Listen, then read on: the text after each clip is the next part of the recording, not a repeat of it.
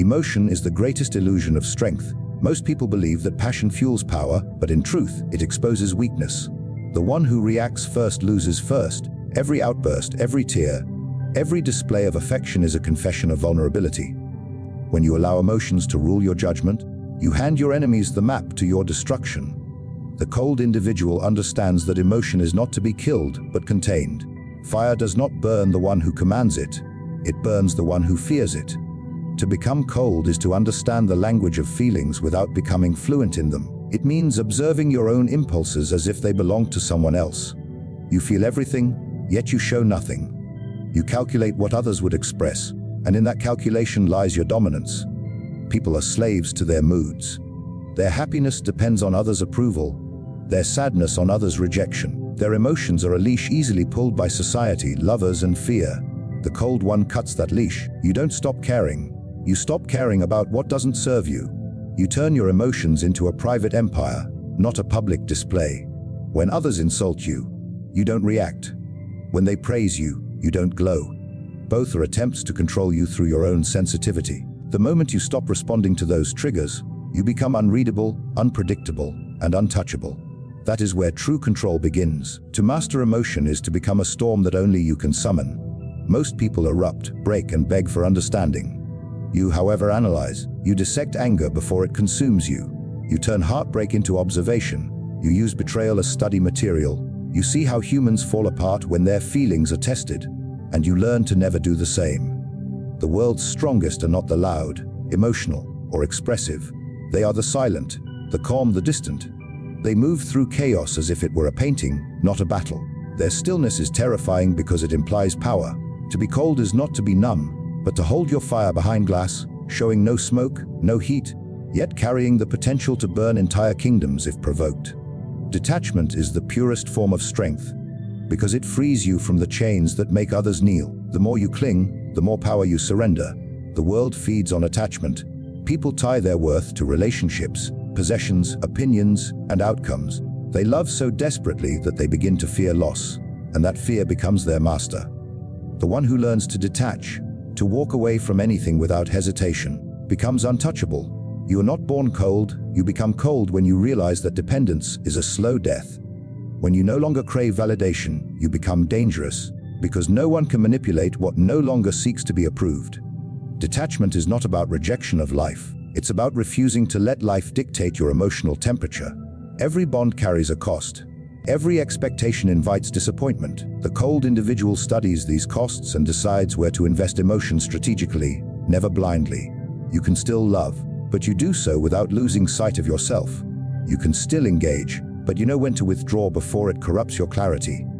Most people cannot do this. They give themselves away, piece by piece, and then wonder why they feel empty. Detachment teaches you to remain whole even when others leave. You become your own source of stability, your own emotional currency. This is how you stop chasing and start commanding. In detachment, you discover peace that cannot be negotiated or threatened. The moment you can say, "I need nothing," the world loses its leverage over you. No flattery can seduce you, no insult can wound you, no rejection can break you. You become immune to manipulation because your happiness is not rented to anyone. This kind of power makes others uncomfortable. They cannot understand someone who can love without attachment, care without obsession, or walk away without bitterness. But that is the essence of control, to feel deeply while acting independently. Detachment gives you the ability to decide rather than react, to end things before they consume you, to turn loss into liberation. Those who cannot detach will forever chase comfort. Those who can will forever dictate the terms of their existence. Mystery is the silent throne of power. When people cannot read you, they cannot predict you. And when they cannot predict you, they begin to fear you. The world worships clarity, but it bows before confusion. The cold individual learns that transparency is weakness, because what is visible can be controlled. Those who speak too much reveal their insecurities through every word. Those who explain themselves crave understanding, but the powerful know that explanation is exposure.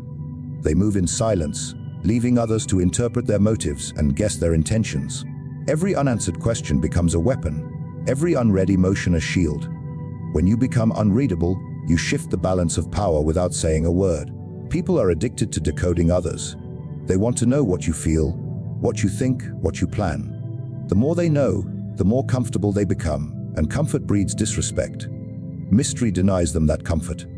The less they understand you, the more they assume you are more than you are.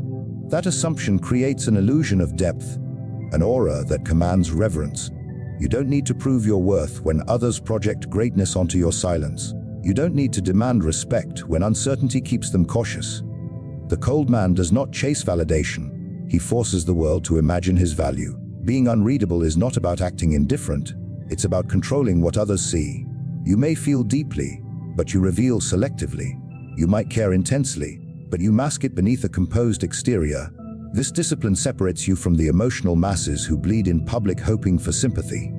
The less you expose, the less you can be exploited. People use your emotions against you, twist your transparency into weakness, and feed off your openness to manipulate your actions. But when they cannot read you, they cannot control you. They begin to wonder if you know more than you show, if you feel less than they do, and that uncertainty breeds respect. Mystery transforms your silence into dominance. You don't need to argue when your stillness speaks louder. You don't need to defend when your distance unsettles. The cold one doesn't live to be understood. He lives to be felt, quietly, powerfully, and beyond comprehension. Mercy, kindness, and forgiveness are virtues that sound noble but destroy the unguarded. The world teaches you to be compassionate without measure, to forgive endlessly, to love without condition. Yet every act of mercy without calculation weakens your position. People mistake your softness for surrender, and your goodness for permission. The cold individual understands that mercy is a strategy, not a habit. It is to be given only when it secures influence, strengthens loyalty, or fortifies your power. The knave give mercy to prove their heart. The wise give it to prove their control. Every gesture of forgiveness must serve a purpose, otherwise it is self-betrayal disguised as morality. When you help someone, you create a bond, but also a debt. The cold man helps with precision, ensuring that his generosity is remembered, not forgotten. He never offers kindness to those who would see it as weakness. He studies the nature of the one who asks before deciding whether to extend his hand. True strength lies not in denying emotion, but in disciplining it. To feel pity is human, to act upon it without foresight is ruin. Mercy must always be weighed on the scales of consequence. If compassion erodes respect, it becomes poison. If forgiveness emboldens betrayal, it becomes a trap. The cold understand that not every soul can be saved, and not every wound deserves healing. The powerful use mercy as a tool of influence. To grant forgiveness when you could destroy creates psychological dominance. The forgiven will forever remember your restraint. But to forgive when you have been disrespected, without re-establishing boundaries, invites further disrespect. Coldness teaches balance. Mercy when it benefits you, ruthlessness when it protects you. To be feared and respected is better than to be loved and used. Those who constantly seek to prove their kindness end up surrounded by leeches disguised as friends. The cold man offers warmth selectively, knowing that scarcity increases value. His mercy is rare, deliberate, and never emotional. He gives only when giving strengthens his position. He withholds when withholding commands obedience. Mercy without reason is weakness. Mercy with purpose is power. The difference lies in the ability to measure before you feel, to think before you forgive, and to decide without sentiment when the heart begs for softness. Emotional austerity is the highest form of self-discipline. It is the art of controlling not just what you do, but what you allow yourself to feel and reveal. The world teaches you to express, to vent, to share, as if emotion itself were strength. But every expression is an exposure, every reaction a surrender of control. The one who can remain calm while others panic, silent while others defend, and still while others beg for attention, holds an invisible authority that no title or wealth can replace. To be cold is to master restraint, not to feel nothing, but to feel everything and still choose silence. It is the ability to carry storms inside and let no thunder escape. The emotionally disciplined man does not react to provocation, because reaction is a form of obedience. He does not explain his anger or justify his calmness. He observes, he analyzes, he waits. This distance between impulse and action is where his power lies. Most people are slaves to their triggers.